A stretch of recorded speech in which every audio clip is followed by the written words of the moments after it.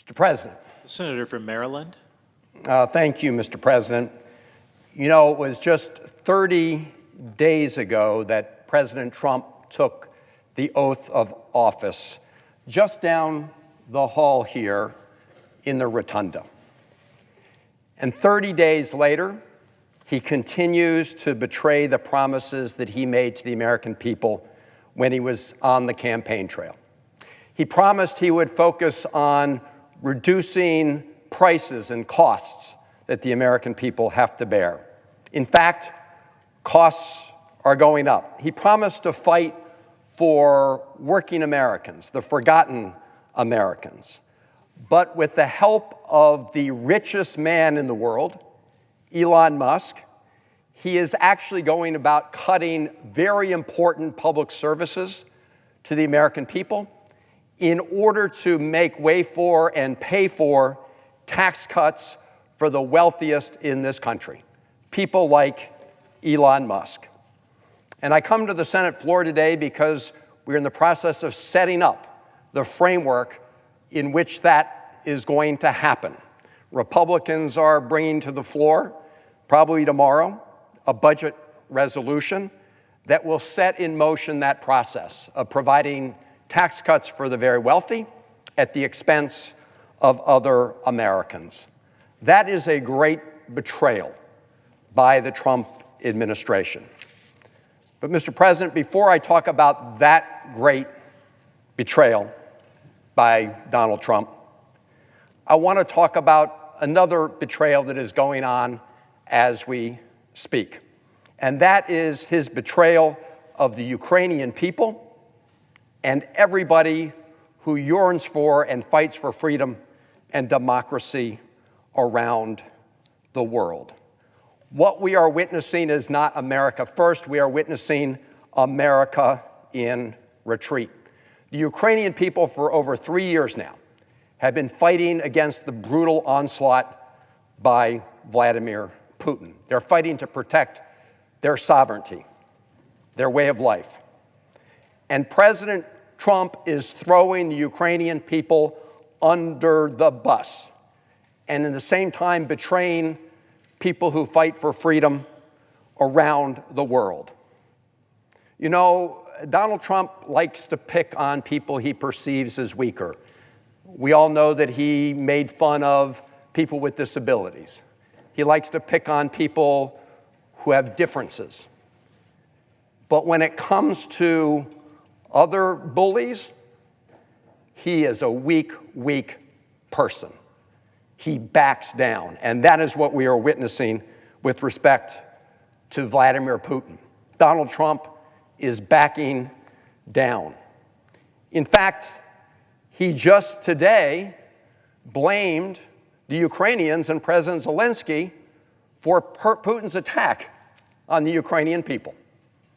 In fact, he called President Zelensky, a dictator, when it's Vladimir Putin that is the dictator and launched the assault on the Ukrainian people. We should all be ashamed. Ashamed, Mr. President. I met with President Zelensky at the Munich conference over the weekend, along with many of my Senate colleagues, a bipartisan delegation. All of us, Republicans and Democrats, said to President Zelensky that you have our continued support. The Ukrainian people have our continued support. But at that same conference, we saw Vice President Vance not even talk about the threat from Putin and our support for the Ukrainian people. In fact, we heard him lecture the people from Europe and others around the world gathered at that conference about their, quote, weak democracy, and said that really what they needed to do was kowtow to the farthest right parties in Germany, neo-fascist parties in Germany. And then after saying that, he went out and met with them. That is now the United States foreign policy in action. And all of us on a bipartisan basis should be standing up and saying that that's wrong. You had the Secretary of Treasury arrive to extort Zelensky, saying that unless you give us half of your rare mineral reserves to pay for past support, you don't get any additional support from the American people. Imagine if during World War II, FDR had said to Churchill and our other allies, hey, we're no longer going to support you in the fight against fascism, Nazis, and Hitler unless you sign over now half of your natural resources. Mr. President, this is a shameful moment for the United States. We have stood up for freedom. We have stood up for democracy. We have stood up for the rule of law. And now President Trump is throwing Ukraine and freedom-loving people around the world under the bus. So I say to our NATO allies and other allies around the world and partners who believe in the rule of law and believe in democracy, you're going to have to carry this mantle for now. A lot of people say, oh, that's just President Trump saying these things. Watch what he does, not what he says. What an American president says matters. And when President Trump talks about abandoning Ukraine and how President Zelensky's the dictator and how Ukraine started the war, not Putin, that is throwing Ukraine and our NATO allies under the bus. So our European allies, our European NATO friends, they're going to have to step up and clearly carry that mantle. And I really urge my Senate Republican colleagues to do so at this moment. You know, it was Donald Trump who, in speaking about Americans who lost their lives in combat, said, and I quote, "They are losers and suckers," unquote. That's what the now President of the United States said about Americans who sacrificed their lives for our country. Folks may also recall that's what he said about our former colleague, Senator McCain, because he was taken prisoner. So I really hope that those in this Senate, in both parties, will stand up and stand up for the principles the United States has stood up for. Not perfectly, far from perfectly, but what we've stood up for since World War II and in that post-war period, where we helped construct many of the institutions that help set the rules of the road in the globe today. Now, here at home, we're also experiencing a betrayal. You know, I just was earlier today at a rally in front of the Department of Health and Human Services.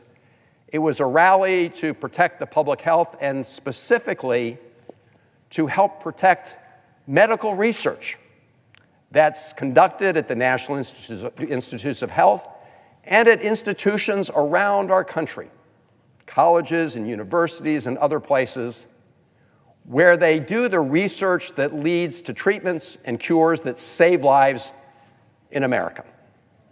And it's pretty simple. When you start slashing funds for the NIH and its programs, and when you start slashing the research team at NIH, it means more Americans will die prematurely of disease. It means more Americans will suffer for lack of treatments. And yet, that is what we saw the Trump administration do recently. Fortunately, a federal court has put a stay on those illegal actions, these actions to just unilaterally try to cut important public investments in medical research. So let's not sugarcoat it. The consequence of doing that is very serious. They do important research in cancer, in Alzheimer's, heart disease, diabetes, and other diseases that plague probably every American family, and rare diseases. Firing NIH employees and canceling important grants and reducing support for medical research will mean more Americans will die early. So what is going on? Well, it is the great betrayal. Because the reason we're seeing these efforts to slash important public investments across the board and to cut important positions in federal agencies is because they want to make room for a big tax cut for wealthy people. And you can see that the person that President Trump has chosen to do his dirty work is Elon Musk, the richest person in the world, who is in the process of conducting illegal raids on various government agencies. And I say illegal raids, I've never seen the courts so busy. I mean, courts are issuing temporary restraining orders because there's a lot of law breaking going on. And we have to fight this in the courts, and we have to fight it here. And the American people are fighting it around the country. Mr. President, this is the most corrupt bargain in American history. Elon Musk paid $280 million. $280 million to help elect Donald Trump. And Donald Trump has now turned the keys to the federal government over to Elon Musk. And make no mistake, this has nothing to do with government efficiency. We all welcome any effort to make the federal government more efficient. But this has nothing to do with that. And this has everything to do with helping the federal government serve the already powerful at the expense of working Americans, and to clear that way, make cuts to pay for tax cuts for the very, very wealthy. You know, during the presidential campaign, candidate Trump talked about reducing prices, lowering costs for American families. When he was asked about Project 2025, he said, "I don't know what that is. I don't know who those people are." But as soon as he was sworn in down the hall here, he went about implementing Project 2025. Now, why on the campaign trail would he say he knows nothing about it? He knew it was very unpopular. And that, however, is exactly what he's implementing right now. In fact, the person he installed in the White House as the head of Office of Management and Budget was Russ Vought. He's the author of Project 2025. And just, a reminder to our colleagues, OMB is like the command and control center for the entire U.S. federal budget. And so President Trump put the author of Project 2025 in the cockpit for the federal budget and has Elon Musk running and doing the dirty work at federal agencies around the country. Right? If this were about government efficiency, you wouldn't start out by firing all the inspector generals. Right? The inspector general's job is to be independent watchdogs. Their job is to look out for waste, fraud, and abuse. So if you want to get rid of waste, fraud, and abuse, you don't start by firing the inspectors generals. In fact, that's what you would do if you wanted to have people look the other way or not see when people were committing waste, fraud, and abuse. And in fact, that is exactly what is happening now. Because if you look at what Elon Musk and his cronies are doing, they're going into federal agencies and taking and reviewing and have access to the most sensitive personal information of the American people. They did that at the Department of Treasury, Social Security numbers, bank accounts. The acting head of the Social Security Administration, a career official, just quit because he said it was inappropriate to turn over sensitive Social Security Administration information to Elon Musk and the DOGE boys. We've seen that in other agencies too, where career federal civil servants whose loyalty is to the country are resigning rather than follow illegal orders. And I commend them for not following illegal orders. If this were about efficiency, why would the Trump administration tell the employees at the Consumer Financial Protection Bureau to stay home and not work? So they continue to get paid, but they don't do their jobs.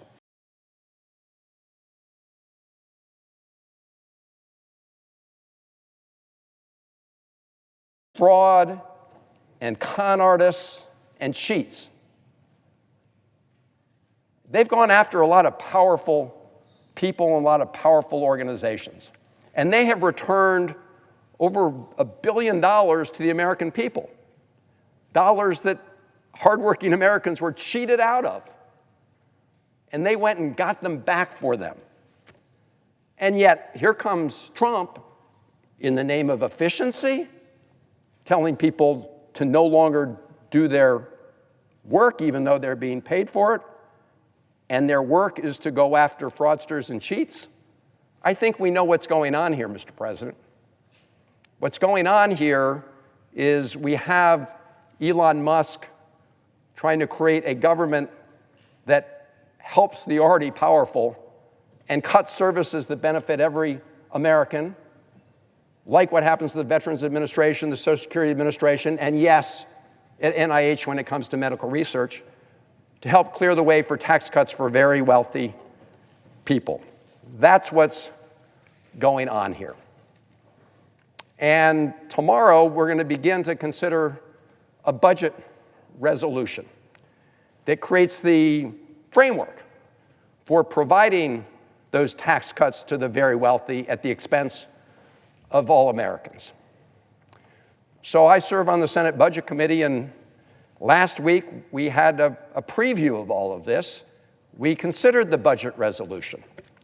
And those of us on the committee had an opportunity to propose amendments that would at least put up guardrails to protect the American people from deep cuts to services that are important to them to pay for tax cuts for the wealthy. And so I offered a number of those amendments, and we'll have a chance on this full Senate floor to consider these amendments in the coming days. One amendment I offered is very straightforward. It says, it shall not be in order in the Senate to consider any bill, joint resolution, motion, amendment, or amendment between the houses that cuts funding to Medicare or Medicaid benefits. So if there's abuse going on in the Medicare or Medicaid programs, absolutely, go for it. But that's not what we're talking about here. We said don't cut benefits to the American people. Now, we had a vote on this in the Budget Committee, Senate Budget Committee, and it was party line. Every Democratic senator voted to protect Medicare and Medicaid. Every Republican senator voted against it. I'm sure we're going to have a chance to vote on this again on the Senate floor. And I would point out, Mr. President, that I think it was this morning or last night, President Trump said that Medicaid would not be cut. He said Medicare would not be cut. So I hope, since the time my Republican colleagues voted against this in the committee, and the vote we'll have in the next couple days, we'll have a unanimous vote on this bill to protect Medicare and Medicaid. Because President Trump just said he has absolutely no intention of doing that. So let's see what happens. I also offered an amendment in the Budget Committee to make sure that Medicare continued to have the authority to negotiate lower drug prices for people on Medicare. we had a fight for decades to allow the Medicare program to negotiate lower drug prices for the American people. The pharmaceutical companies have fought it tooth and nail. But we got it done a few years ago. As a result of what we did this year, Americans on Medicare, seniors on Medicare, will have no more than $2,000 of out-of-pocket costs for prescription drugs. And because we finally gave Medicare the authority to negotiate drug prices, just like every insurance companies have that power. Well, Medicare is a big insurance entity in one way. And yet they were prohibited by law for negotiating lower drug prices for the Medicare program and the American people. Well, we changed that. We gave them the authority to negotiate those lower drug prices, and guess what? It saved the Medicare program money, and it saved American seniors money because they now have lower drug prices on a couple classes of drugs, and they're continuing to move forward on that. So I had an amendment in the Budget Committee simply to say it shall not be ordered in the Senate to consider any proposal that undermines and undoes and destroys the power of Medicare to negotiate for lower drug prices. Again, Mr. President, the vote was all Democrats in the Senate Budget Committee voting yes to protect the ability of Medicare to negotiate lower drug prices. Every Republican senator voted no. I had a couple other amendments as well. Another one was an amendment to prohibit cutting, and again, these are cuts that a lot of us don't want to make because they're important to many working families, and we certainly don't want to make these cuts to clear the way for tax cuts for the very wealthy. So I also proposed an amendment that it not be in order to consider any legislative vehicle that would cut funding from the National School Lunch Program and the School Breakfast Program. These are very important programs to make sure that every child in the classroom has the nutrition they need in order to succeed. It's pretty basic. Let's make sure every kid in school has the nutritious meal they need simply to sustain themselves and be able to therefore pay attention to what the teacher's saying rather than pay attention to an empty stomach. So I thought surely our colleagues would agree that we shouldn't cut that program to make way for tax cuts for the very wealthy, but unfortunately the result on the vote was the same. Every Democratic senator voted to prohibit these cuts, and every Republican senator voted to green light these cuts going forward. Well, I know our colleagues will have a chance to vote on this on the Senate floor in a couple days because Senator Hirono and I will be offering that amendment. So, Mr. President, just to close and summarize, it was 30 days ago that just down this hall, President Trump was sworn in. He said he was going to usher in a great golden age for America. Of course, sitting right behind him were the people he was talking about, providing a golden age for. Elon Musk, already the richest man in the world, and other billionaire tech titans. And what we've seen in the 30 days since is that great betrayal. President Trump's not focused on reducing prices or costs for the American people. No. He's focused on implementing the plan that he disavowed on the campaign trail, Project 2025. That's what he's focused on, the plan he knew would be very unpopular. And what that plan does is call for very deep cuts and slashing very important services that matter to the American people, including Medicaid, in order to make room for tax cuts for the very wealthy. So this is what the Elon Musk operation is all about. And it is all about the great betrayal. And people around the country from all parties are waking up to this.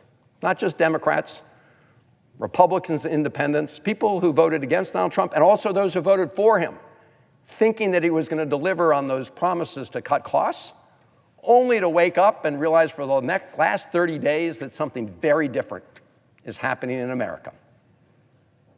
And that he's slashing and illegally slashing all of these important investments for the American people in order to take care of those people who were sitting right behind him on Inauguration Day, Elon Musk and the billionaires. That is a betrayal, Mr. President, and I yield the floor.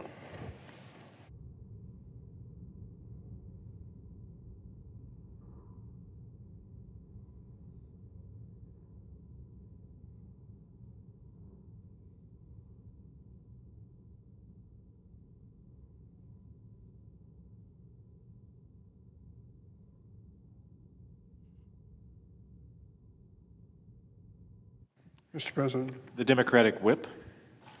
It was nearly 3 years ago, Mr. President, the world watched in horror as Russia pursued a bloody, full-scale invasion of the sovereign nation of Ukraine.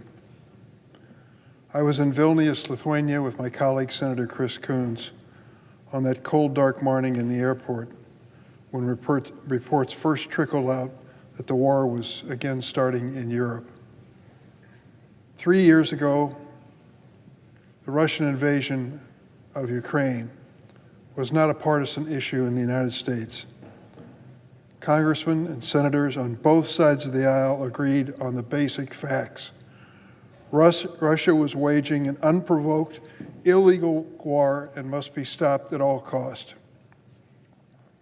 And for the past 3 years, we have supported Ukraine with the funding it needed to beat back Russian aggression and defend the front line of democracy in Europe. And the Ukrainian people have done just that. 46,000 Ukrainian lives have been lost. 46,000 defending their nation against Putin.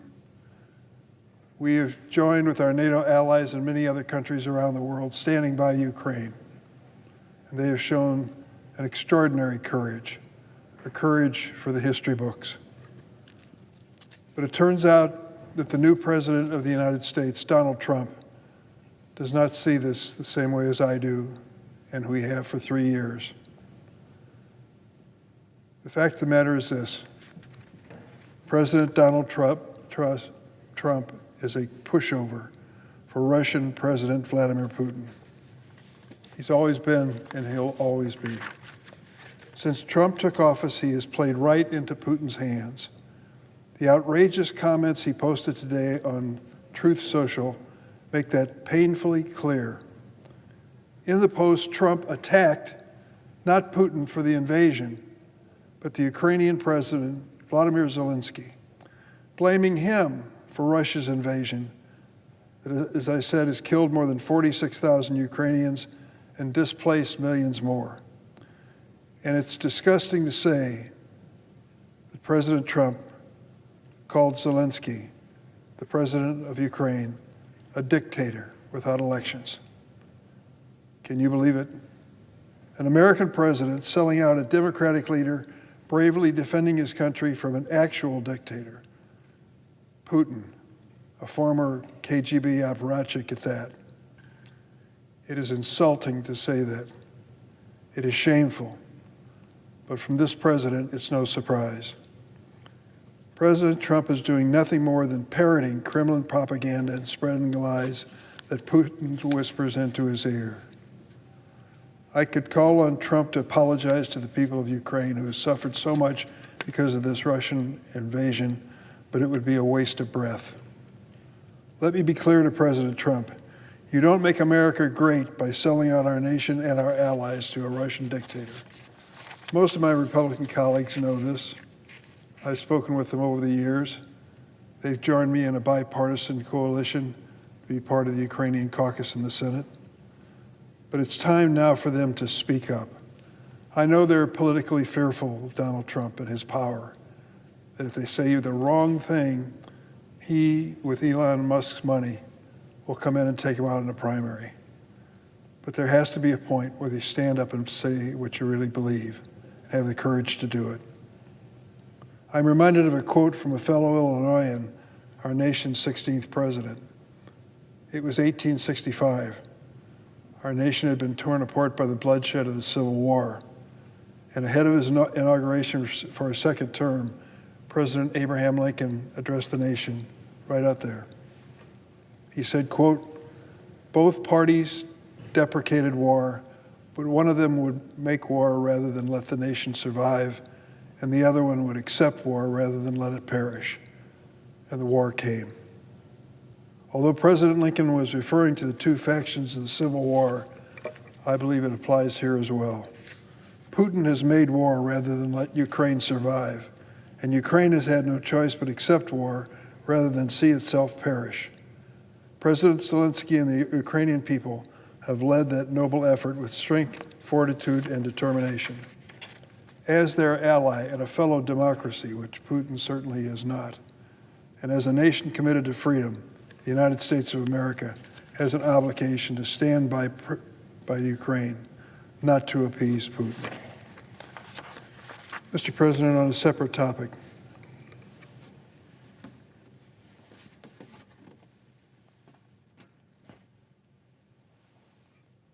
this photo says it all. It shows the world's richest man, Elon Musk, who has not been elected to anything and has taken the greatest pleasure in senselessly gutting U.S. food aid for some of the world's poorest people. Somehow or another giving a tribute. I won't even try to describe it here.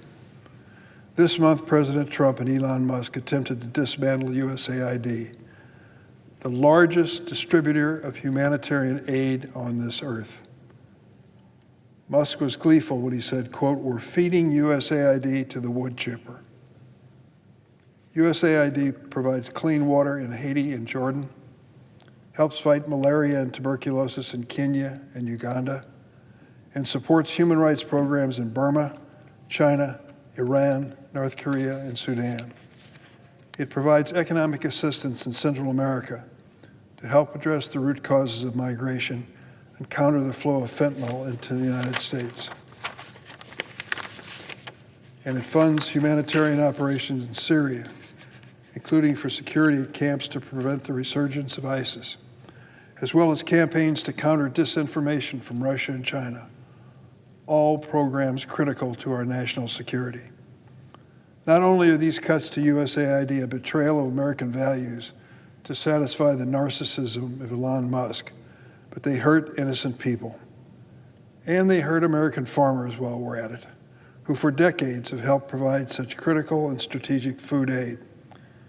You see, despite the lies by Musk and others about U.S. foreign aid, it accounts for about 1% of our federal budget.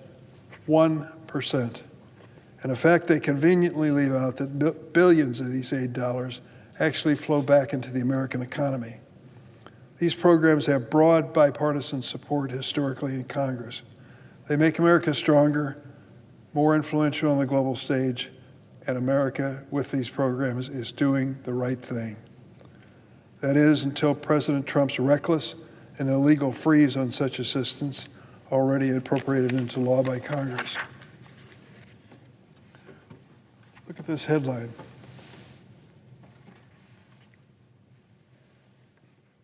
Gutting U.S. aid threatens billions of dollars for U.S. farms and businesses, including American farmers, dealing in rice, wheat, and soybeans purchased as food aid. Yes, I come from a farm state, and I'm proud of what my agricultural people do. We grow some of the best crops in the world. God has blessed us with the land and climate to achieve that. They not only feed the world, they feed the poorest people in the world as well. Not only is the sweeping U.S. aid cut illegal and counterproductive, but it hurts our farmers and people in America. in Illinois, Kansas, Louisiana, Nebraska, Iowa, Texas, Wisconsin, and many other states. American farms supply more than 40% of the food aid that USAID distributes around the world. And now hundreds of millions of dollars worth of such commodities are stranded in ports, rotting away at the direction of the new administration. Talk about waste, DOGE, take a look. You're causing it. Here's what President of the Illinois Farm Bureau said recently, quote, "It's not just food aid to developing nations and the exercise of soft power. USAID has substantially benefited farmers by funding crop research that has produced useful varieties of corn and soybeans over many decades. Some of that research happens at places like the University of Illinois." That's what the president of the Farm Bureau said about USAID programs. But even in instances where American lives and livelihoods are not directly threatened, gutting USAID threatens American safety. USAID-supported programs stem pandemics, help failed states, and displacements from war, threats that don't respect borders. But because of this president's sweeping directive to pause international aid, bipartisan, congressionally appropriated funds to provide life-saving humanitarian aid in places like Venezuela, Iran, and North Korea have ground to a halt. Programs like PEPFAR have been a key example of humanitarian success abroad. It was started under President George W. Bush, as a reminder, a Republican president who wanted to curtail the AIDS epidemic ravaging many parts of the world, including Africa. PEPFAR and Global Fund have saved more than 25 million lives so far. But because of President Trump's directive, it's been halted. Make no mistake, sad as it is to say, people will die as a result of this political decision. In the last decade, USAID clean water and sanitation programs have provided more than 70 million people with first-time sustainable access to clean drinking water, something we take for granted in America, but which really decides a person's fate in the developing world. These programs have a 6-to-1 return in dollars saved in health, economic, and education. But because of President Trump's directive, innocent people across the world will suffer, and America's reputation will be weakened, not made stronger. And American defense officials for generations have supported these programs. These have always been bipartisan programs because they're far cheaper than military interventions and clearly effective, proven so over the years. Trump's first Secretary of Defense, Jim Mattis, said, "If we don't fund foreign aid, quote, then I need to buy more bullets." When did saving lives of innocent people, strengthening the American economy in the process, and growing our soft power presence around the world become a political issue? Under President Donald Trump and the co-president Elon Musk. Lastly, I want to highlight how lies about USAID have spread online, some amplified by Russia, China, and other adversaries. For example, there's a false video created by a private company which links to the Kremlin, the company with links to the Kremlin, alleging that celebrities were paid by USAID to visit Ukraine. The Russian influence campaign was reposted on Twitter by Elon Musk, no surprise, and became a viral disinformation rallying cry against USAID. But it was false, like so many allegations of supposed outrage by USAID. Yet this kind of nonsense is used by Mr. Musk to justify gutting entirely congressionally appropriated American soft power programs, while many of my Republican colleagues, virtually all of them, sit silently. Nations like China already sense strategic openings under President Trump's decisions to halt U.S. foreign aid. This Senate, Republicans and Democrats, cannot afford to roll over, play dead, and hand over congressional authority on these bipartisan programs and on larger constitutionally designated congressional appropriation powers. Mr. President, I know foreign aid is misunderstood by many Americans. They think it's about 20% of the federal budget when asked. As I said, it turns out to be 1%. I've seen it in action around the world. Some of the scenes that I've witnessed, I'll never forget. A dusty village in India where the children were given for lunch something that my kids would never have touched and yours probably wouldn't either. It was like a dough ball that they used for catfish bait in my part of the world. And you looked at that ball and you think, they're going to eat that? Sure, it's full of good grains and nutrients, but it doesn't look very appetizing. They ate it like it's their last meal. But they didn't eat it quickly. They hesitated and stopped for a moment, bowed their heads in prayer, and then lifted up and started eating their lunch. I asked the person running the program, what was the prayer all about? They said they were thanking the United States of America for sending this food to them, because otherwise they would have nothing. I take great satisfaction in that experience and memory. It says a lot about these programs and what they mean to people around the world, and it said a lot about America, that this was one of our priorities too, that nameless, faceless kids somewhere around the world got something to eat to keep them alive because America cared. That defines America and its values as far as I'm concerned.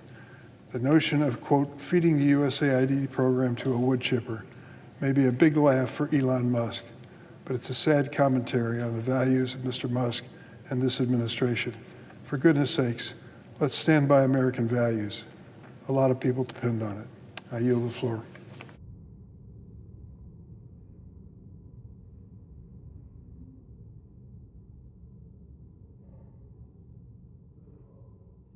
Ms. Also Brooks.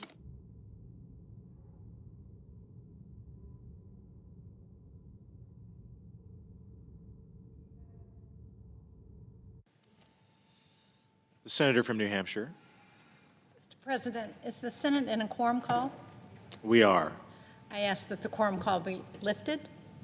Without objection. I come to the floor today to call attention to the Trump administration's unconscionable disregard for air safety. Last month here in Washington, we saw the deadliest commercial aviation event on U.S. soil in over 23 years. And while this loss of life was horrifying, it was unfortunately not unimaginable. In recent years, near misses at airports across the country have increased, and the incident at DCA illustrated just how quickly these dangerous situations can take a turn for the worst. Several times last year, runway incidents were narrowly avoided, due in no small part to the heroic actions of certified professional air traffic controllers who staff our towers. These controllers are hardworking Americans. They often log 6-day weeks and 10-hour days, and that's on a good week. So even before this week's misguided and frankly stupid, I have to say, I think it's a stupid decision to lay off hundreds of FAA workers and air traffic controllers who have been overworked and understaffed. And this is not a new problem. We've known about it for years. For years in Congress, we've been sounding the alarm about the need to invest in our air traffic control workforce. In last year's FAA reauthorization bill, we worked in a bipartisan fashion to address this issue, to support our air traffic control workforce so they can do their vital, often life-saving jobs effectively. By partnering with the National Air Traffic Control Union and the FAA, we successfully adopted a new staffing model in the reauthorization bill. And they've been making good progress, but of course we have more work to do. It's important to acknowledge that any response to the tragedy at Reagan National Airport must include a commitment to reinforce all parts of our aviation safety workforce. Controllers would be the first ones to tell you that they don't work in a vacuum. The equipment they use is maintained by hundreds of dedicated support personnel who go through years of highly specialized training. Many towers and facilities operate in buildings and on equipment that's 5, 10, even 15 years old. And when something goes wrong, they need to know that there's someone on call to fix things, because lives literally depend on it. Americans need to know that the skies are secure and that their safety is a top priority. Sadly, I can't say that the actions we're seeing from this administration does any of that. Secretary Duffy said he wants to surge air traffic controller hiring. I agree with him on that. We can and we should hire more air traffic controllers, but not at the expense of the rest of FAA's workforce. We could hire any number of air traffic controllers tomorrow, but without the dedicated support staff that make their work possible, it wouldn't matter. So how is the administration responding to the American people's distress over increasingly frequent close calls and indeed crashes? Sadly, like the one we saw in Toronto this week. Well, over the weekend, this administration fired nearly 400 FAA employees, some of them in my state of New Hampshire. We heard an outpouring of concern over the weekend from controllers, pilots, airlines, and passengers who want to know that they're going to be safe when they fly. I'm sure the administration must be hearing this too, but when asked about the impact of the irresponsible and reckless effort, this is what Secretary Duffy had to say. He said, and I quote, "0 critical safety personnel were let go." Well, so I'm not sure I understand this. We're telling the American people that if a communication system goes down while the plane is approaching the runway, the person who knows how to get it back up and running isn't critical? That if the power goes out at an en route facility while 747s are flying overhead, the 18 fired maintenance personnel who know how to turn the lights back on won't be necessary? That the staffers who develop innovative safety and flight procedures every time there's an incident to make sure your plane takes off on time and arrives safely are fair game to be fired? Because we just lost 13 of them. And to anyone who's worried about our national security, good news. According to this administration, the FAA employees working on a classified radar system to detect cruise missiles aren't all that important either, and they also were fired. So I'm going to say that again, because this administration thinks that the civil servants at the FAA's National Airspace System Defense Program are apparently not critical to our safety. None of this makes me or my constituents sleep better at night, but I bet you it makes our enemies happy. The administration has tried to defend this by saying that everyone who fired was probationary. They'd like you to believe that these are all brand new employees. Sort of the philosophy that the last one in is the first one out. But that's not how the system works. And it sure as heck isn't how you keep Americans safe. In fact, employees who were promoted based on stellar performance within the last year, many of them who have been with the FAA for 10 or 15 years, are also labeled as probationary employees when they start their new positions. So in fact, the administration just fired some of the people with the most experience, not the least. And this speaks to what is a bigger problem. Time and again, we're seeing this happen with so-called government efficiency, in quotes, experts. Listen, like most of us in this chamber, I think we should do everything we can to make government run efficiently and effectively. But indiscriminately freezing hiring across the board, pushing out thousands of civil servants, makes that problem worse, not better. Last week, hundreds of employees at the National Nuclear Security Administration were fired without warning. This week, the administration is scrambling to try and hire most of them back because they didn't realize they oversee our nuclear stockpile. And the Department of Energy fired more than 1,000 employees, including 3/4 of the State and Community Energy Programs Office. Now, I don't know if the people who are making these decisions in the administration even know what that office does, but I can tell you that in New Hampshire, we depend on them because they help keep weatherization programs up and running. They support emergency operations in the wake of disasters. And with folks in New Hampshire dealing with some of the highest home heating costs, who are worried about how they're going to keep themselves warm this winter, and states around the country still recovering from floods and fires and winter storms, I can't imagine why anybody would think that it's a good idea to get rid of the people who are helping make sure those programs operate. And then on Monday, we found out that dozens of USDA employees, so the Department of Agriculture, who've been working to prevent bird flu, were fired. And then the White House realized what they'd done. They panicked and they tried to bring them back. Now that's on top of all of the people around the globe who have been monitoring the bird flu potential epidemic, who have already been fired with the closure of the U.S. Agency for International Development.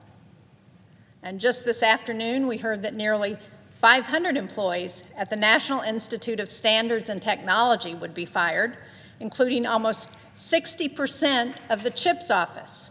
So the effort that we stood up, that this Congress stood up, to try and make sure we could compete with China, with Taiwan in the production of semiconductors, which are included in almost everything we use, from our cell phones to our refrigerators to our cars. 60% of those people are now gone. So who's going to provide that effort that we need in order to compete with China? These are the staff that make sure our high-tech semiconductor manufacturing industry stays competitive. Example after example shows that the firings that Elon Musk has taken credit for have not been thought through. Either he's doing it deliberately in an effort to undermine the United States, or he's doing it because he's so ignorant he has no idea what any of these people do or what their operations do. Either way, it's inexcusable. I heard from a constituent this week who worked, past tense, for the New Hampshire Fish and Game Department for 24 years. And she just took a job as a wildlife biologist with the U.S. Fish and Wildlife Service last year. Her job focused on implementing the Pittman-Robertson Wildlife Restoration Act. As my colleagues on both sides of the aisle know, this involves conserving bird and wildlife habitat, hunter education, and shooting ranges. Its funds come not from taxpayer dollars, but from excise taxes on firearms, ammunition, and archery equipment. And yet, her job was terminated under the guise of government efficiency. She has a mortgage. She has kids in college who need health care coverage. But her main ask to me was to help put a stop to these firings and to simply help her get her job back. Because, like most of our public servants, she cares about the mission of her work. Over and over, we're seeing this administration take out irresponsible, reckless initiatives with devastating consequences for critical positions without taking a second to think through or learn about what those positions do. And when things inevitably break as a result, they don't own up to their mistakes. Instead, they try to convince you that keeping the lights on at control towers or inspecting airplane engines, making plans to manage some of the busiest airspace in the country really isn't critical to your safety. Well, I don't believe that, and I don't think you should either. For the sake of the American people, we can and we must do better. I don't think people elected Donald Trump to dismantle this country's air traffic control system. I think they elected him because they wanted to see, with energy costs,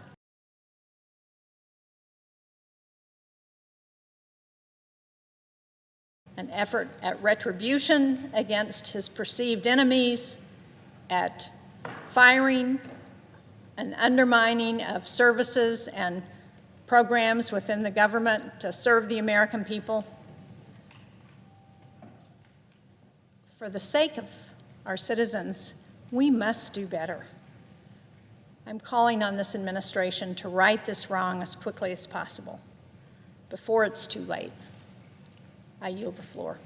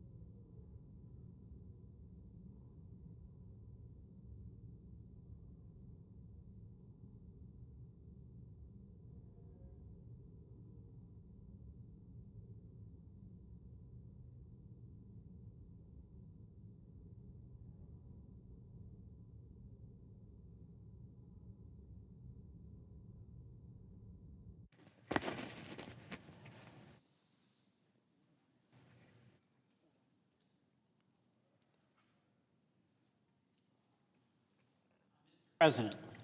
From Vermont. Mr. President, I'd like to speak about the importance of FEMA, the importance of fixing it, but not destroying it. Mother Nature this week provided yet another reminder of the devastating impacts of natural disasters. In Kentucky, we had catastrophic flooding that inundated communities and led to thousands of evacuations. At least 14 are dead. And all of us, our hearts break for the people of Eastern Kentucky. And to my colleagues from the Commonwealth, I offer all my support in getting the aid that you need to help recover. That's the same commitment I've offered to our colleagues in Hawaii, North Carolina, California, and Florida. And it's also the commitment many of my colleagues made to me and Senator Sanders after Vermont's devastating floods in July of 23 and 24. What we know in Vermont is that disasters that have afflicted us all over the country, they don't care who you voted for. They don't respect county or state lines. They're indiscriminate and unpredictable. And the storm metes out its suffering in a bipartisan way. There's no escaping it. But we need FEMA. That's what we learned in Vermont. When the storm arrived, FEMA was there. In the immediate aftermath, when people had seen literally their homes swept down a river, when the crops and farms had been destroyed, when businesses were ruined, FEMA was there to help in the immediate aftermath. But we also experienced something that I've heard from my colleagues in FEMA-related situations, and that is that in the longer-term recovery, you run into the frustration of a distant bureaucracy that can't make quick turnaround decisions on such things as granular as whether you can install a 24-inch culvert instead of a 16-inch culvert. And that's why the reform we need is focused on empowering local communities to have much more decision-making and implementation authority in executing the recovery that takes oftentimes well over a year or 2 years. You simply can't have that done by folks not in the community. And those folks in the community are totally invested in getting their community back on its feet, helping its businesses, helping the folks who lost their homes, helping their farmers who lost their crops. So the reform that we need in FEMA is definitely there, and we can do that and must do it together, because any of these natural disasters are going to come our way at some point, regardless of which side of the aisle you represent. It's one of the reasons I am absolutely so concerned about what's happening at FEMA now. There's been a DOGE invasion, and I use that explicitly. What does Elon Musk know about the suffering in these communities? Where does he get the authority? Where does he get the callousness to say FEMA should be destroyed? Something, by the way, that the president himself has said. When I think about all the folks in Vermont, all the folks now in Kentucky, all the folks in California from the fires, Hawaii in the fires, to be told that the response of the federal government when a catastrophic event happened in their community without any responsibility on their part, they were on the receiving end of Mother Nature making its decision to hit that community at that time. Why do Trump and Musk say we ought to get rid of the agency that is on the scene as the storm arises and stays there, hopefully until people get back on their feet? And the other thing that's happening with DOGE going into FEMA is that they're getting access and accumulating very personal information. If you are in the path of the storm and you seek FEMA aid, you have to give a significant amount of your own personal information. But that is solely for the purpose of evaluating your claim. We now have the DOGE folks, and these are very young people. We don't know what their credentials are. We don't know what the use is that they're going to put this information to, getting the personal information of people in all of these communities around the country. They have no right to do that. They have no need to do that. It doesn't facilitate the reform or the destruction of FEMA. It's just an invasion of privacy. So, Mr. President, we need FEMA. We can fix it, we can reform it. But I've talked to many of my colleagues on both sides of the aisle, and they know that most of our states, really all of our states, are simply not set up and equipped to deal with a catastrophic event. Oftentimes, as in the case of Vermont, a once-in-a-100-year storm that came 2 years in a row, but we don't have the infrastructure of an emergency response to deal with that. We need the help of the federal government, and that's exactly the role the federal government should play. It has a fiscal capacity that none of our states have, and the definition of an emergency is something that couldn't have been prevented by the actions of the state. So we need to recommit ourselves to assuring the American people in each of our communities that if and when there is a disaster, FEMA will be there.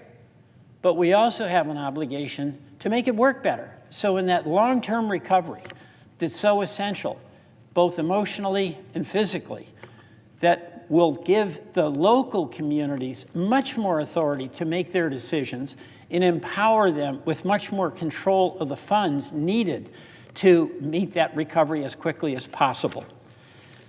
We not only can work together to improve FEMA, the only way we will is if we do work together. How in the world is it a partisan issue when you're talking about the folks you represent or I represent who find themselves in the path of a fire, in the path of a flood, in the path of a hurricane or a tornado? We come together to help each other when that happens. That's the responsibility we have. But more than that, it's really the wonderful opportunity to serve, where we're in a position to help Americans, regardless of where they live, regardless of what their political persuasion is, but because we respect them, the lives they've built, and we want to help them after a destruction of things that are really important to them and their community. We want to help them get back on their feet. Mr. President, I yield the floor.